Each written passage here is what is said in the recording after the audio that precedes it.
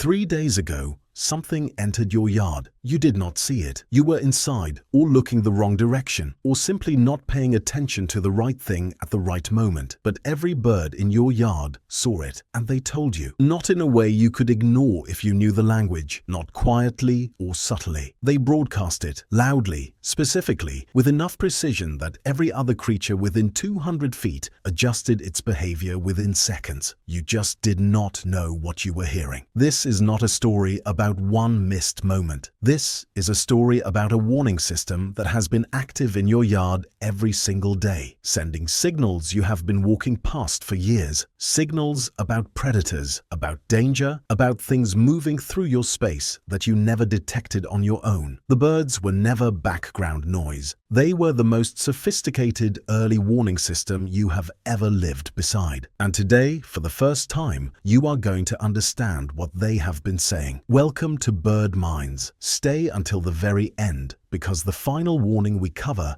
is the one that operates completely below the threshold of human hearing. And what happens when you finally understand it will change every moment you spend in your yard from this point forward. Every warning your birds send starts with a decision, not a conscious, deliberate decision the way humans make decisions. An automatic, instantaneous threat assessment that every bird in your yard is running continuously, every moment of every day, reading the sky, reading the ground, reading every moving thing in their environment and sorting it constantly, rapidly, without pause into two categories, safe or not safe. The moment something crosses into not safe, the warning goes out, and the form that warning takes depends entirely on what the threat is, how close it is, and how much time every other bird in the yard has to respond. Most people think bird alarms are simple. A bird screams, other birds scatter. Danger, response, done. The reality is layered in ways that took researchers decades to fully document. And once you understand the layers, you will never hear a bird sound the same way again. The most important voice in your yard belongs to the chickadee, not the loudest voice, the most informative one. Imagine a sharp-shinned hawk lands silently in the oak at the edge of your property. It is small, fast, built specifically for hunting songbirds in dense cover. It can close the distance from that branch to your feeder before a bird sitting there has time to process what is happening. The chickadee that sees it does not just sound an alarm, it encodes a description. Researchers at the University of Washington spent years documenting the structure of the black-capped chickadee's alarm call, and what they found reframed how ornithologists understood bird communication entirely. The number of D notes at the end of the familiar chickadee call is not random. It directly encodes the threat level of whatever the bird is reporting. A large, slow predator, easy to see, easy to avoid in the open, gets 2 or 3 D notes. A small, fast predator, the kind that can take a bird off a branch before the bird reacts, gets a long, rapid cascade, sometimes more than 20 D notes in quick succession. The call is not an alarm, it is a briefing. Every species in your yard receives that briefing and acts on the specific information inside it. Nuthatches respond to it, titmice respond to it, juncos, wrens, finches, they all understand the chickadee's alarm as fluently as their own calls. When the D count is high, small birds freeze in dense cover. When it is low, they can mob the predator collectively. The response is calibrated to the specific threat, not just to the presence of danger. Researchers call this heterospecific eavesdropping, birds actively monitoring other species' alarm calls to extract environmental information in real time. Your yard is not a collection of individual birds reacting individually. It is a networked intelligence system sharing threat assessments across species simultaneously. And it has been doing this every single morning while you drank your coffee on the other side of the window. But the chickadee's D call is only one layer of the system. There is a second alarm call that operates completely differently, one that most people have genuinely never consciously registered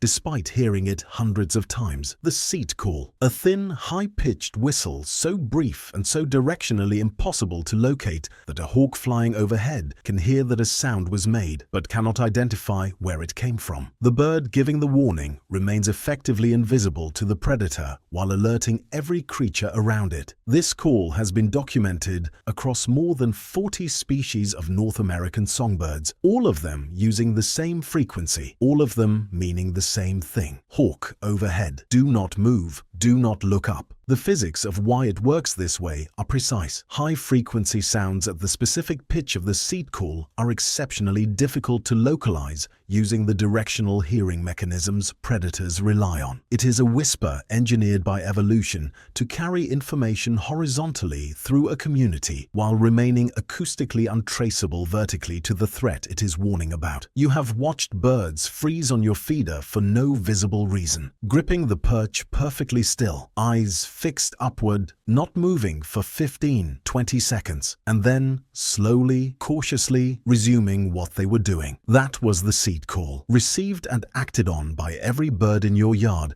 while you stood there wondering why the feeder went still. The warning system was working perfectly. You were simply outside it. Now here is a layer most people never think about. Your yard does not just have alarm calls for predators in the air. It has alarm calls for predators on the ground, and the two systems sound completely different. When a cat enters your yard, or a fox, or a snake moving through the leaf litter near the hedge, the alarm that goes out is sharp, short, and repeated. Cardinals produce a metallic chip that carries significant distance without much directionality. Robins give a rapid staccato ticking that rises in urgency the closer the ground threat gets. Blue jays produce a completely different vocalization for ground threats than they do for aerial ones. Lower in pitch, more aggressive, designed to mob and confront rather than freeze and hide. The distinction matters because the appropriate response to a hawk overhead and the appropriate response to a cat on the ground are completely different.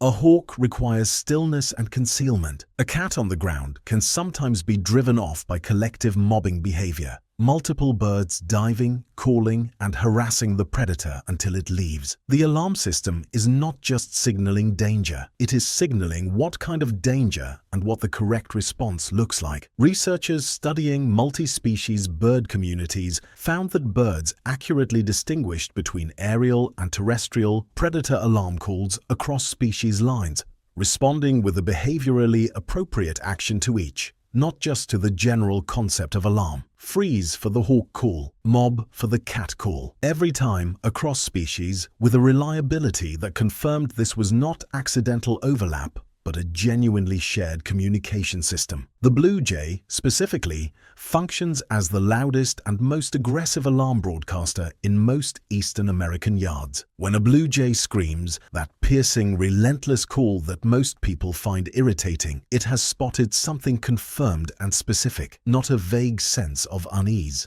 A located, identified threat. And the jay's response to a located threat is not to hide. It is to expose it completely, to make absolutely certain the predator knows it has been seen and that every other creature in the yard knows exactly where it is. A hawk that has lost the element of surprise will frequently simply leave. The jay knows this. The call is not just a warning to other birds.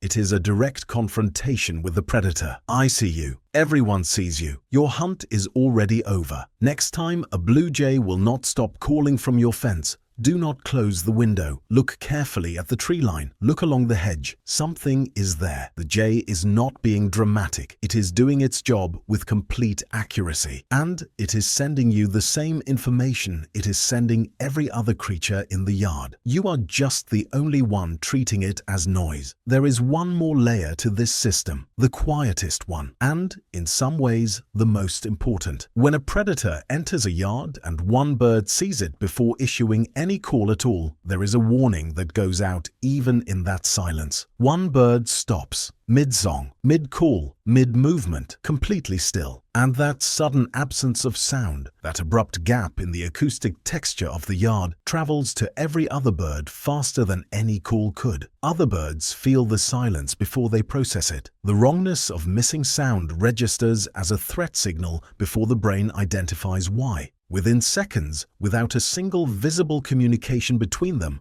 the whole yard adjusts. Birds drop lower, move into denser cover, stop making any sound at all, and then the yard goes completely quiet. Not the quiet of an empty yard, the quiet of a yard full of birds that have all received the same message and are all executing the same response simultaneously. That silence is the warning. It means freeze, go still, do not draw attention, wait, and it holds, perfectly coordinated across every species present until one bird, almost always a chickadee, gives the all clear, a soft two-note call that sounds almost like a question, the signal that travels back through the network the same way the alarm did, and the whole yard comes back to life at once, like a switch being flipped. You have watched this happen, the yard going dead, quiet, and then suddenly filling back up with sound for no reason you could identify. You did not imagine the pattern. You were witnessing an emergency broadcast system activate and shut down in real time. Every bird in your yard knew exactly what was happening. So here is what all of this means. Every morning you have spent in your yard, the birds around you have been running a continuous threat assessment, reading the sky, reading the ground, reading every creature moving through the space, and broadcasting what they find through a layered communication system that operates across species lines with a precision that took researchers decades to fully document. The D-notes that encoded exactly what kind of predator was nearby. The seat call that warned of a hawk overhead without giving away the speaker. The silence that coordinated an entire community in under 2 seconds. The blue jay that screamed until the threat moved on. All of it was information. All of it was directed outward to every creature in range, including you. You were inside the range of that system every single morning. You were receiving those signals constantly. The birds were never withholding the warning. They were broadcasting it at full volume, in every direction, to anyone who could read it. The only thing that was ever missing was someone who knew the language. Go outside tomorrow morning and listen differently than you have before. When the chickadee calls, count the D-notes. When the yard goes suddenly quiet, do not look at your phone. When the blue jay starts and will not stop, look toward the tree line before you do anything else. The warnings have always been there. Now you will actually hear them. Tell me in the comments, has your yard ever gone completely silent at a moment when you then found something in it you did not expect? A hawk? A cat? Something else entirely? I want to hear the specific moment. I read every single one. I will see you in the next one.